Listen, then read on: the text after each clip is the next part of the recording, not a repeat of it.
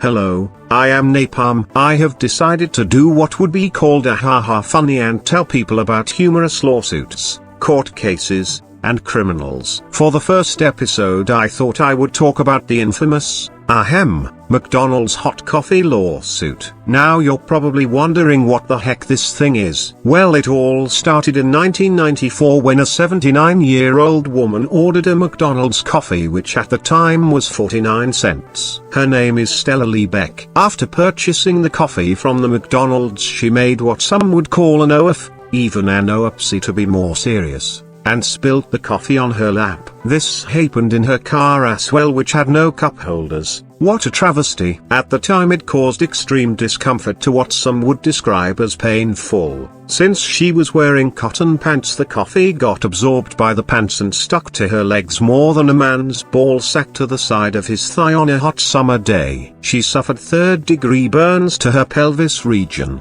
and based on my personal experience and research could not have sex without it hurting more than usual. She was hospitalized for 8 days and underwent skin grafting in her pelvic region, which was later followed up by 2 years of medical treatment. With her pants and mood soiled by the coffee, this old codger was out for blood. Lee Beck proceeded to ask Mickey D's for $20,000 to cover her medical expenses. McDonald's however wouldn't cave in and cry over a little spilt milk, coffee, and would respond in the most McDonald's way ever: no.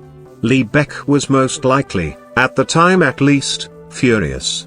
Her attorney then filed suit in the U.S. District Court for the District of New Mexico and accused McDonald's of, start quote, gross negligence, end quote. The attorney stated that the coffee spilt on her pantaloons was 190 degrees Fahrenheit or 88 degrees Celsius. For all you disgusting British what you could call people out there, I have only ever seen like 10 British people that had good teeth out of all the other Brits in Britland or whatever they called it.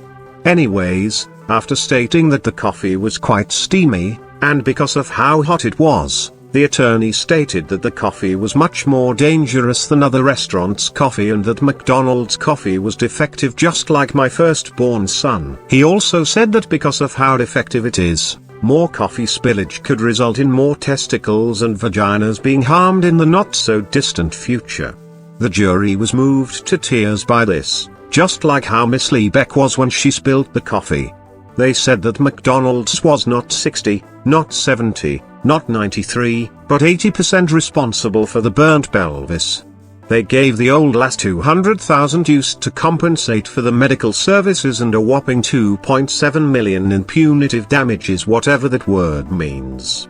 The $2.7 million was equivalent to 2 days of McDonald's coffee sales.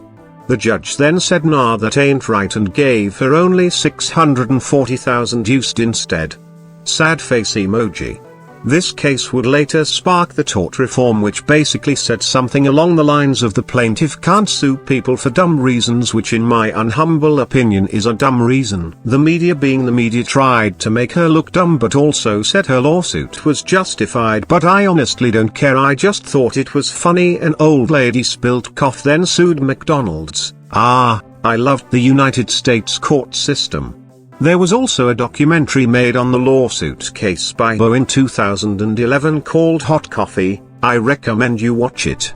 In conclusion, this could have been prevented if all cars had cup holders, so it is my firm belief that the car manufacturer should have been sued for not putting cup holders in their car.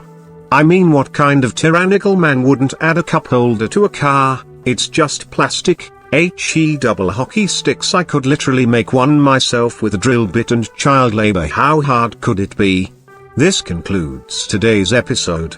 If you enjoyed this and would like to hear more on this case, I will link the Wikipedia article below. So as a life tip, if you ever want to sue McDonald's, do something stupid. Goodbye and thanks for watching.